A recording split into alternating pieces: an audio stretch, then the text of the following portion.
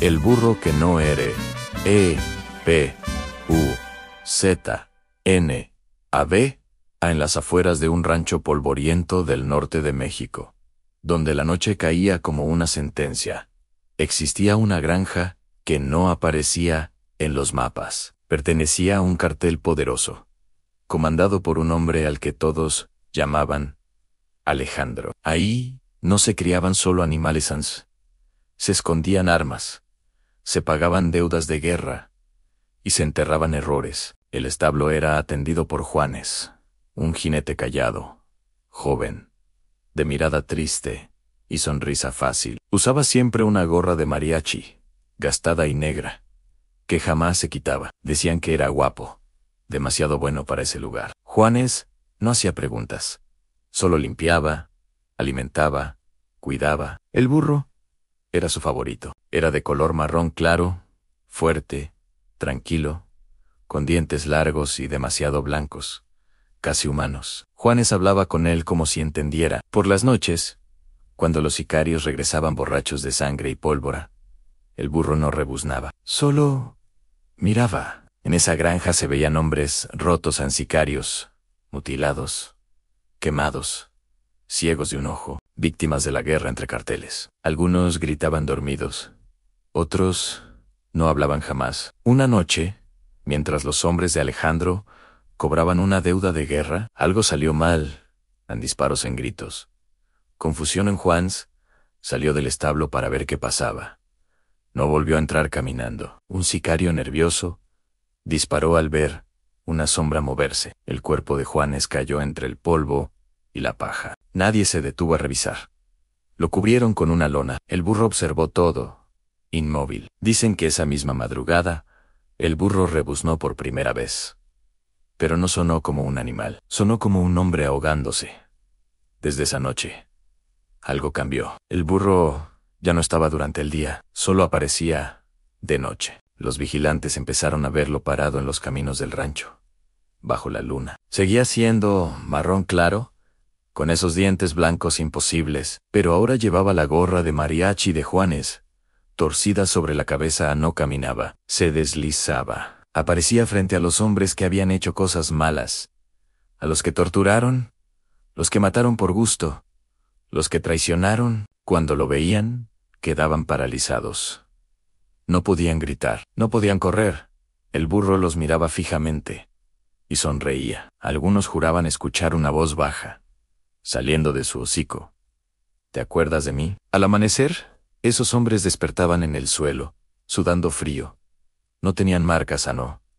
Estaban heridos, pero no volvieron a hablar jamás. Alejandro intentó vender la granja, quemarla, mandar matar al burro. Nadie pudo tocarlo. El último que lo intentó fue hallado al amanecer, sentado en el establo, vivo, mirando la pared, con una gorra de mariachi en las manos y una sonrisa que no era suya. Desde entonces, en el rancho dicen que si ves un burro marrón claro, de dientes blancos, en silencio, bajo la luna, no es un animal, es Juanes, buscando que recuerden lo que hicieron, y esperando que seas el siguiente. El burro que cobra deudas, la versión que no se cuenta. Dicen que la primera regla, en el rancho de Alejandro, fue clara, después de lo ocurrido. No hablen del burro. A la segunda, fue peor si lo ven. Recen, porque el burro no se fue. El burro aprendió. Con el paso de las semanas, los hombres comenzaron a notar algo imposible. El burro sabía nombres. No los decía en voz alta, los susurraba dentro de la cabeza. Los sicarios despertaban sobresaltados, seguros de haber escuchado su apodo, ese que solo conocían en la guerra. El burro aparecía siempre igual a marrón, claro, flaco, pero firme, dientes blancos brillando como cuchillas bajo la luna, la gorra de mariachi ladeada. Y los ojos no eran ojos de animal, eran ojos cansados, humanos, llenos de memoria. Los que más daño habían hecho eran los primeros en sentirlo. Uno juró que el burro caminó alrededor de su cama toda la noche. Otro dijo que lo vio parado frente al espejo, reflejándose como Juanes por un segundo. Un tercero gritó que el burro rezaba. Y entonces empezaron las desapariciones. No había sangre, no había balas, tan solo silencio. Los encontraban al amanecer, vivos, pero rotos por dentro, algunos con la boca abierta, como si hubieran querido gritar, durante horas, otros abrazando el suelo del establo, llorando sin lágrimas. Ninguno volvió a dormir. Los más viejos del cartel dijeron que eso no era un fantasma, que era algo peor. Cuando un hombre bueno muere mal, susurró un sicario anciano, el diablo no lo reclama, lo deja aquí, para que cobre. Alejandro mandó traer a un brujo, luego a un sacerdote, luego otro hombre, peor que ambos. Todos entraron al establo de noche. Ninguno salió hablando. El último dejó una advertencia escrita con carbón en la pared. Juanes no busca venganza, busca que recuerden, porque eso era lo peor. El burro no mataba rápido. El burro mostraba, cuando se aparecía, los hombres quedaban paralizados y veían escenas que no podían cerrar en rostros de víctimas. Gritos enterrados, miradas suplicantes. Veían sus propias manos, ensangrentadas, una y otra vez. Al amanecer, despertaban mudos, no por miedo, sino porque ya no podían mentirse. La leyenda dice que, una noche, Alejandro lo vio. El burro estaba en el centro del rancho, bajo la luna llena. No se movían solo, lo miraba. La gorra de mariachi cayó al suelo. Por un instante, Alejandro vio a Juanes de pie, entero, sin heridas. Patrón, dijo la voz desde el hocico, aquí se pagan todas las deudas. A la mañana siguiente, Alejandro seguía vivo, pero el rancho quedó vacío para siempre. Hoy, en los pueblos cercanos, los viejos advierten a los jóvenes. Si andas en malos pasos, si hiciste daño, y crees que nadie te vio, no mires a los caminos de noche, porque a veces aparece un burro callado, marrón claro, de dientes blancos. No rebuzna, no corre, solo espera a que lo veas. Y si lo reconoces, ya es demasiado tarde. Hay expedientes que las autoridades prefieren no resolver. No se cierran, simplemente se entierran, esperando que el tiempo borre lo que la razón no puede explicar. Este es uno de ellos, expediente 047. B. Caso conocido como el burro. Clasificación, archivado, a no divulgar. Todo comienza con el informe inicial, fechado el 14 de agosto, en un rancho sin nombre. En una zona rural del norte del país, la propiedad pertenecía a un hombre llamado Alejandro, pero ya no había rastro de él. El motivo del llamado era inquietante en abandono masivo, colapso psicológico colectivo y fenómenos inexplicables. Cuando los primeros oficiales llegaron al lugar, se encontraron con una escena que desafiaba toda lógica. La granja estaba intacta. No había signos de lucha, ni de un tiroteo, ni de robo. Las armas estaban cargadas, abandonadas sobre las mesas. Montones de dinero en efectivo seguían allí, sin tocar. La comida en las cocinas se estaba pudriendo, sugiriendo que quienquiera que estuviera ahí se había ido de repente, sin llevarse nada. No había cuerpos, ni una sola gota de sangre que indicara violencia. Solo había una cosa que se repetía por todas partes: huellas de burro. Rodeaban cada una de las construcciones, la casa principal, los graneros, los establos. Pero lo más extraño era cómo terminaban. Las hileras de huellas simplemente se detenían en seco, como si el animal que las dejó se hubiera elevado y desaparecido en el aire. No había explicación posible. Para intentar entender qué ocurrió, se entrevistó al único sobreviviente encontrado en los alrededores, en un vigilante del rancho. Lo hallaron vagando, en estado de shock. Su testimonio fue grabado desde la cama de un hospital psiquiátrico, un lugar del que nunca saldría. Su nombre se mantiene en reserva para proteger su identidad. En la transcripción de la grabación, su voz es apenas un susurro tembloroso. Decía: no era un burro normal, no era un animal. Me miró como si fuera una persona. Yo le vi los dientes, eran tan blancos, brillaban. Y la gorra que traía puesta era del muchacho del establo, de Juanes. En ese momento, la voz del vigilante se quiebra por completo. Continúa, casi gritando: él sabía. Esa cosa sabía lo que yo hice en la sierra, Me lo mostró todo. Me lo hizo ver otra vez. Justo después de pronunciar el nombre Juanes, el testigo cayó en un estado catatónico. Sus ojos quedaron fijos en un punto en la pared.